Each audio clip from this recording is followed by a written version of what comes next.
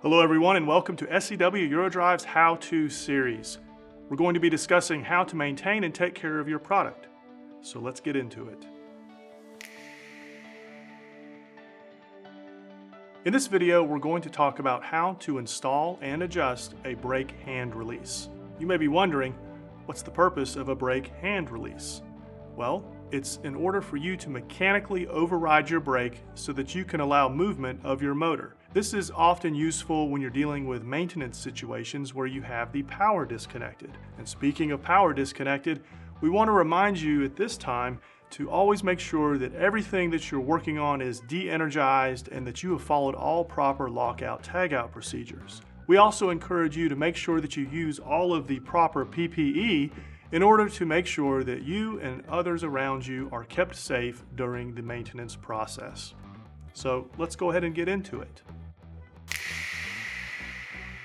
In order to gain access to where we need to work on this particular brake, let's go ahead and start by taking the fan guard cover off.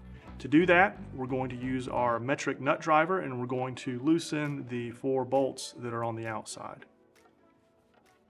Once we've loosened the bolts, it's okay to go ahead and pull the fan guard off and set it to the side.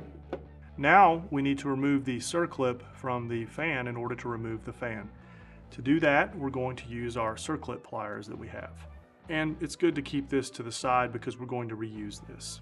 For most of SEW-EURODRIVE's fans on our motors, it's quite easy to pull them off by hand. So let's go ahead and slide it off. If it gets stuck, like here, all you have to do is you can use your nut driver or another screwdriver and you can do a little prying action and you pull it off just like that. Again, we're going to reuse this fan, so let's keep it over here to the side. It's at this point that now we have full access to the brake and we need to work on putting the hand release in place. SEW-EURODRIVE conveniently provides you with a full hand release brake kit. And so we're going to open this bag up and talk about each one of the components before we actually start the work. Now that we have our kit laid out, let's go ahead and talk about the importance of reviewing your parts list that's supplied with the kit. Every single piece that you see here on the table is very important and you need to make sure you don't lose anything and that you also use the right components in the right place. So always reference your parts list when checking through what you need to utilize for this hand release install. The parts that we're going to use in this particular kit are a seal, which has stud holes in it for the hand release option. The actual hand release itself. You're going to have 2 small springs that are going to provide some tension to the hand release. You have your threaded rods here. These studs are going to have Loctite on them, and that's so that you don't have to add Loctite to it in the install. Another convenience. There will be 2 nylock nuts. It's important that you don't use just any metric nut if you lose these. These nuts are designed to stay on the stud and not come off, especially in high vibration environments. You have a metal alignment dowel. This dowel is designed to allow the hand release to pivot and give you that prying force to release the brake. And then rounding it out, you have your actual hand release, which comes with 2 clips that will hold your hand release in place on your brake. So let's go ahead and start with our very first step. This is, we need to remove the old seal, which cannot accommodate the hand release components. To do that, we're going to take a small flathead screwdriver and you're going to gently pry into the edge here. That way you can get the seal out of the coil body of the brake. You do not need to save this so you can properly dispose of it in the appropriate bin. Now that we have our seal out, it's time to start installing components. And here's where we need to do a little bit of why do we install a hand release and where do we install a hand release. Well, the hand release is going to allow you to mechanically release the brake so that you can maintenance whatever it is that it's mounted to, but it's also important that you place that hand release in the proper location. SEW-EURODRIVE brakes allow you to put the hand release into 4 locations. Each, you can see there are slots on the brake itself that allow you to put that hand release in the appropriate location. And when I say appropriate, I mean where is it going to be able to be utilized. For instance, if your brake and motor and components are mounted against the floor or against a wall, you would want to have access to that hand release and it not be blocked by something else. So again, you want to know where is this going and how is it going to be installed, so you can go ahead and pick where that hand release should go. For our particular setup, we're going to place our hand release at the top right portion, which is standard for this style of mount.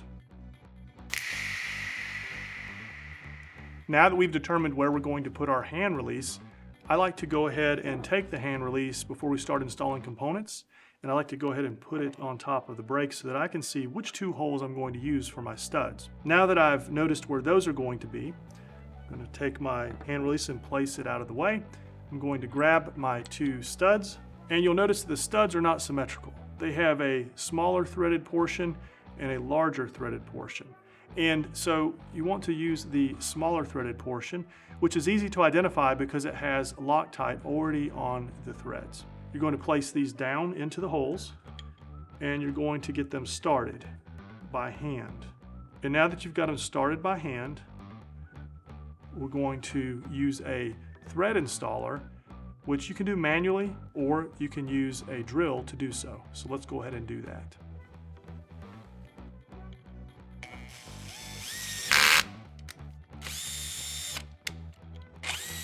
Now I had my drill set to the proper torque setting, and that's why that clutch released it. If you don't have a torque wrench, again, everything that SEW does should go together easy. If something isn't going together properly, that means you're probably doing something wrong. So it's important to make sure that you have the threads lined up before you start tightening them. Now that I have these studs tightened, I need to add the dowel pin.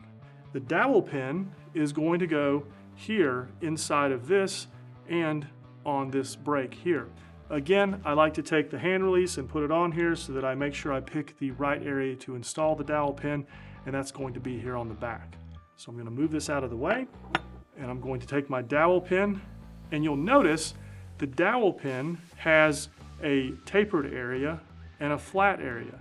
The tapered area is where you're going to install the pin into the brake. So I'm going to set it down in there. It should go in pretty easy, but you need to finish it off with a few light taps from a hammer. When you're tapping the dowel pin into place, it's important to remember to stay away from the shaft so that you do not damage it. You notice that change in tone? That means that I've bottomed out the dowel pin. So we're ready to go ahead and install the seal at this point. You remember that the instructions and the parts list pointed out that there may be a couple of similar components. So we have two different seals here. And these seals, one is for one size motor and one is for another size motor. In this case, we're dealing with an 80 frame motor, so we're going to use the 80 frame seal. This seal is for this particular model of brake, and the grease packet that comes with this particular kit is universal. So it doesn't matter what type of grease or oil you have with your SEW-EURODRIVE product, it will work accordingly and properly regardless. So let's go ahead and open this packet up, and we're going to use an applicator brush to put a little bit of grease on this seal. And I like to just tear a little corner off. You don't need to open it all the way up, and it takes a very minimal amount. You'll squeeze it out, and you put a little bit of grease on the tip of the applicator here, and then you're going to add the grease to the inner part of the seal. Again, it doesn't take much. Once you put enough grease on there, you notice there are 3 holes, and so these holes line up accordingly with the studs and the pin. So you'll slide this seal over the shaft of the motor, and you just push down until you have it seated as much as possible. I like to take my flathead screwdriver to work it into the joint there, just in a few spots. All right, good time to visually inspect to make sure that nothing is rolled up, everything is where it should be, and let's go ahead and install the hand release. Now we're ready to install our hand release, so we'll slide it over the motor, and we'll make sure that it goes through the studs and also onto that pin. It's easier if you install each spring one at a time. That way you don't lose them. They have a tendency to get away from you at times. So we'll slide that one on there, and then we'll take one of our nylock nuts. We'll use our nut driver and we'll place it onto the stud. You'll tighten it slightly. We're not bringing it to its final measurement just yet. We'll show you how to do that in just one moment. We'll grab the other spring. We're going to place it on, and then we'll take the nut and put it on as well.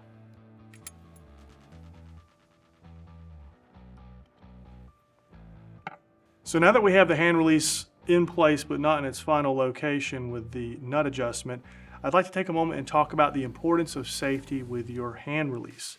This hand release is in a way mechanically affecting the performance of the brake, and it's designed to be able to override the brake so that you can turn your shaft and anything that's attached to the SEW-EURODRIVE motor. It's very, very important that you always have clearance. So you see how easily I'm able to move that? The problem is always if you can't move this. If you can't move this, then you're actually reducing some of the grabbing power of the brake, and this could create some serious consequences.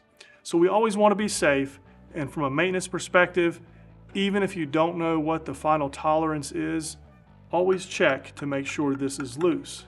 Now what we're going to do is we're going to adjust this down to where it should be.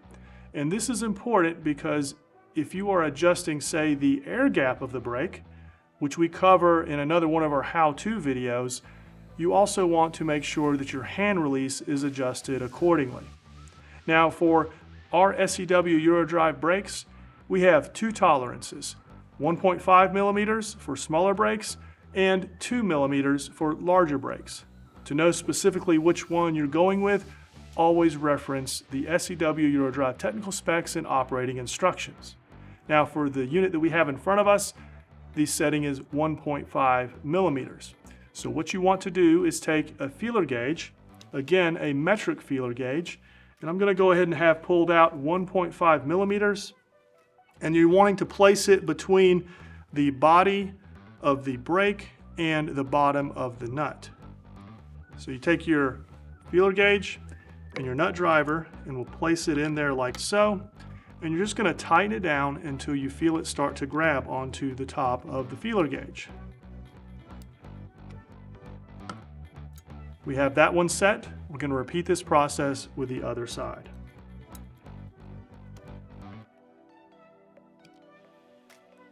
Again, you want to make sure that you have movement, and the importance of setting this dimension is so that you have enough leverage to open the brake up.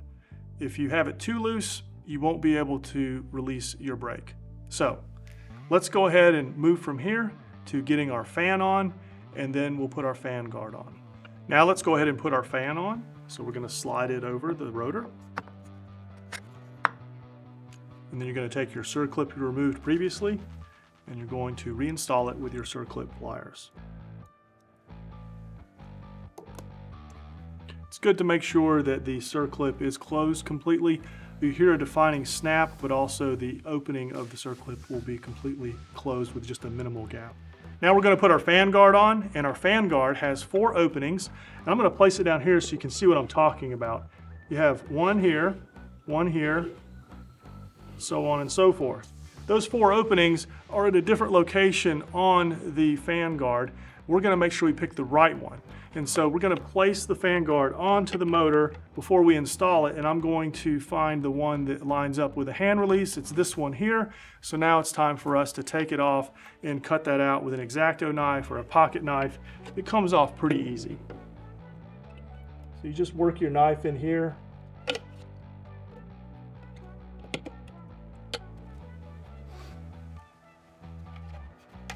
And just work it out like that. So you can discard that, and it's time to put the fan guard on. You can see here is your hole that you have for your hand release, and we're going to tighten up these 4 bolts.